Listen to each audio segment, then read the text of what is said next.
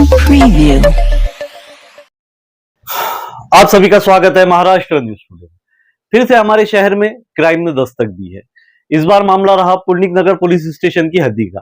Mukundwadi railway station जो है उसके पास में ये मामला हुआ है। एक फायर किया गया बंदूक से, गन से फायरिंग की गई। गनीमत ये रही कि इसमें कोई भी घायल नहीं हुआ है। पर जो आरोपी है, इसमें टोटल 7 आरोपी बताए जा रहे हैं और जो मुख्य आरोपी है उसके ऊपर भी पिछले कई गुना दर्ज हुए हैं।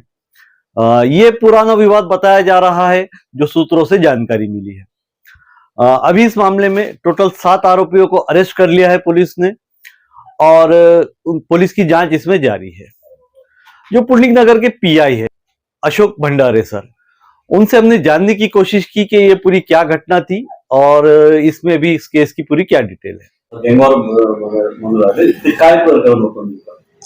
पुलिक नगर पोलीस स्टेशन हद्दीमध्ये जो मुकुंदवाडी रेल्वे स्टेशनचा जो परिसर येतो त्यात शिवशाही नगर म्हणून नगर आहे। त्या ठिकाणी सचिन लाहोट नावाचे व्यक्ती राहतात। त्यांच्या घरावर 7 अज्ञात लोकांनी नावानिशी त्यांनी फिर्याद दिलेली आहे। त्यांनी येऊन गोळीबार केली आणि घरावर दगड वगैरे मारलं आणि तिथे शिवीगाळ केली आणि दहशत निर्माण केली, अशा प्रकारची तक्रार आम्हाला प्राप्त झाली होती। त्यावरून आम्ही फिर्यादीवरून गुन्हा दाखल केलेला आहे। त्याच्यात 7 आरोपीचे नाव त्यांनी सांगितलेले आहेत।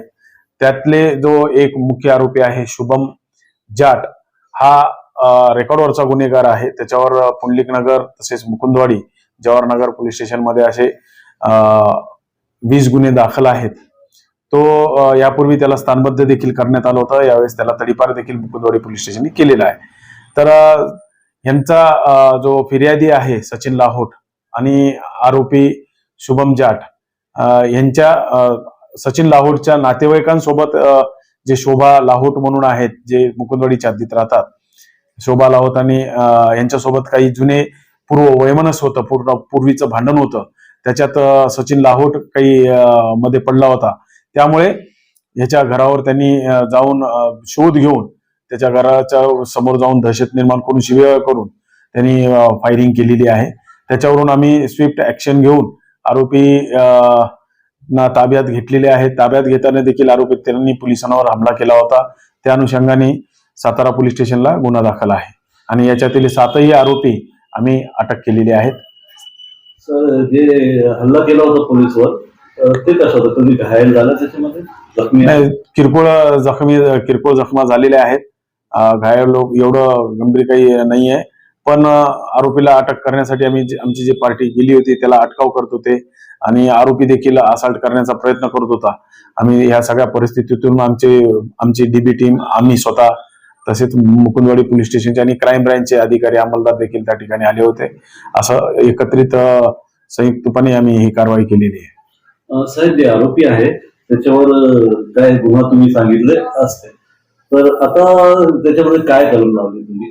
त्याच्यावर CR नंबर 26/2026 दिनांक 19/1/2026 रोजी गुन्हा दाखल झालेला आहे। त्याच्यामध्ये जीवानिशी ठार मारण्याचे प्रयत्न करणे जे BNS कलम 109(1) आहे।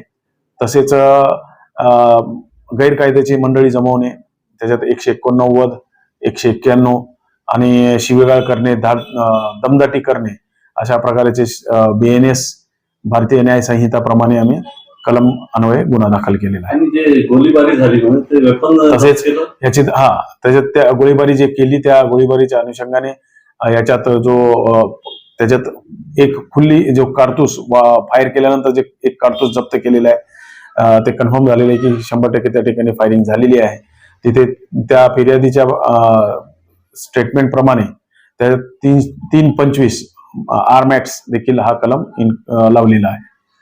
मतलब अभी वेपन तुम्हाला ते भेटला नाही। आता आरोपीचं PCR नंतर ते जे सखोल चौकशी करण्यात येणार, जे हत्यार वापरले, यात इतर यांना सपोर्ट करणारे आरोपी कोण आहेत, वेपन कोणी पुरवले आणि यांचा मुख्य हेतू काय होता फायरिंग करण्याचा, याबाबत देखील तपास करण्यात येणार आहे। मी पोलीस निरीक्षक अशोक भंडारे, पुंडलिक नगर पुलिस स्टेशन प्रभारी अधिकारी। ये पूरा मामला रहा। जो आरोपी है वो पहले से भी तड़ीपार था। अभी उसने एक और घटना को अंजाम दिया। अभी देखना ये रहेगा कि आगे इस पर पुलिस क्या कार्रवाई करेगी, कोर्ट का इस पे क्या रहेगा, ये आरोपी जेल में रहने लायक है या फिर इसे फिर से हमारे समाज के बीच में भेजा जाएगा। इस खबर पे आप क्या राय रखते हैं, हमें कमेंट कर जरूर बताएं। मैं शाहब यासीन, महाराष्ट्र न्यूज टुडे, औरंगाबाद।